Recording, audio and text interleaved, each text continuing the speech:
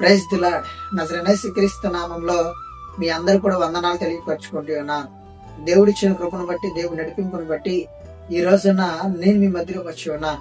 ప్రతిరోజు కూడా దేవుడు ఒక మాట తెలియపరుస్తూ మన జీవితంలో ఉన్న శ్రమలను బట్టి, బాధలను బట్టి, కష్టాలను బట్టి ఎంతగానో ధైర్యపరిచి ముందుకు నడిపిస్తూ ఉన్నాడు. అలాగే ఈ రోజున కూడా దేవుడు ఒక మాట తెలియపరచాలని ఎంతగానో ఆశిస్తూ నన్ను మీ మధ్యలోకి తీసుకొచ్చి ఉన్నాడు. ఈ రోజున దేవుడి వాక్యం ఒకసారి మనం చూసినట్లయితే సామెతల గ్రంథము 24వ అధ్యాయం 13వ వచనం.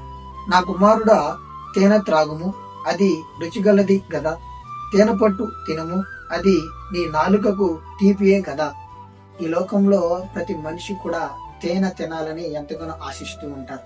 చిన్నపిల్లల కానించి పెద్దవాళ్ళ వరకు కూడా తేనె తినాలంటే ఎంతగానో సంతోషిస్తూ ఉంటారు. నా సహోదరి, నా సహోదరుడా, దేవుని వాక్యాన్ని, దేవుడి ఆలోచనలు కూడా గ్రహించే వాళ్ళ జీవితంలో కూడా ఎంతో సంతోషం, ఎంతో మధురమైన జీవితాన్ని వాళ్ళు పొందుకోగలుగుతారు.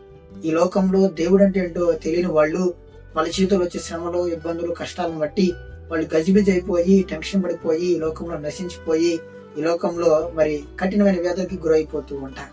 దేవుని యందు భయభక్తులు కలిగి, దేవుని వాక్యాన్ని అనుసరించి, దేవుని యందు విశ్వసించిన ప్రతి బిడ్డ కూడా ఎన్ని శ్రమలు వచ్చినా, ఎన్ని ఇబ్బందులు వచ్చినా, ఎన్ని కష్టాలు వచ్చినా కూడా కదిలించబడకుండా వాళ్ళ జీవితం ముందుకు వెళ్ళిపోతూ ఉంటుంది.